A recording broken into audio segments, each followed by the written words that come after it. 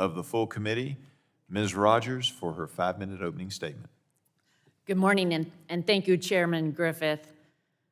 Since our founding, Americans have fiercely defended the First Amendment to the Constitution and the freedom of the press.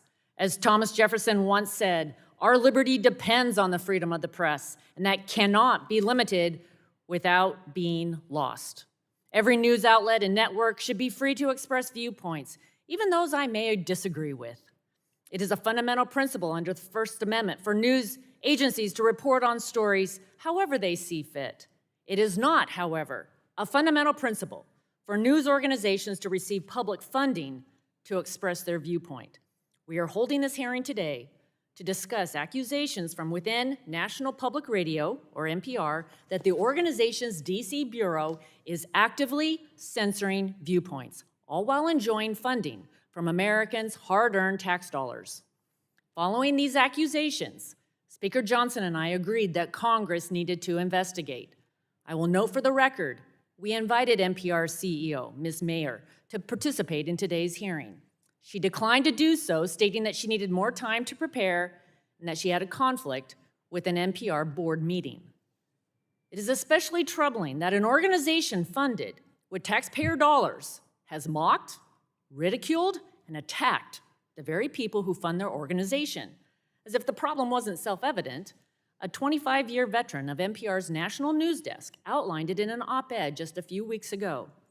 Uri Berliner, a longtime journalist and senior business editor for NPR since 1999, has described a culture at the organization stating, quote, an open-minded spirit no longer exists within NPR, and now, predictably, we don't have an audience that reflects America. Berliner also explained how taxpayer NPR never admitted to its audience how off its reporting was on the debunked Russia collusion story, stating, quote, what's worse is to pretend it never happened, to move on with no mea culpas, no self-reflection, especially when you expect high standards of transparency from public figures and institutions, but don't practice those standards yourself. That's what shatters trust and engenders cynicism about the media, end quote. It was quite revealing from Mr. Berliner that NPR did not want to report stories that could help President Trump's chances of winning the 2020 presidential election, no matter how evidently true or important to the public conversation they were. According to Mr. Berliner, quote, I listened as one of NPR's best and most fair-minded journalists said it was good we weren't allowing the laptop story because it could help Trump, end quote. Moreover, according to Mr. Berliner, he could not find a single registered Republican editor at NPR headquarters. Since many journalists don't affiliate themselves politically so as to remain objective, this might not sound abnormal, except that Mr. Berliner was able to identify 87 editors in NPR's newsroom who were registered Democrats.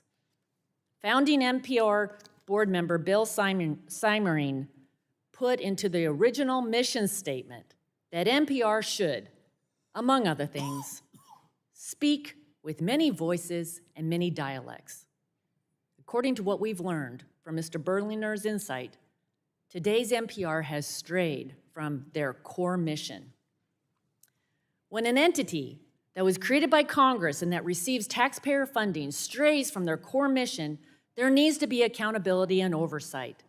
The Energy and Commerce Committee will fulfill its responsibility to investigate the allegations against NPR and take appropriate action based upon what we find. That process takes a step forward with today's hearing. I thank our panel of witnesses who will bring to the table a variety of viewpoints about the matter, and I look forward to the conversation. I yield back.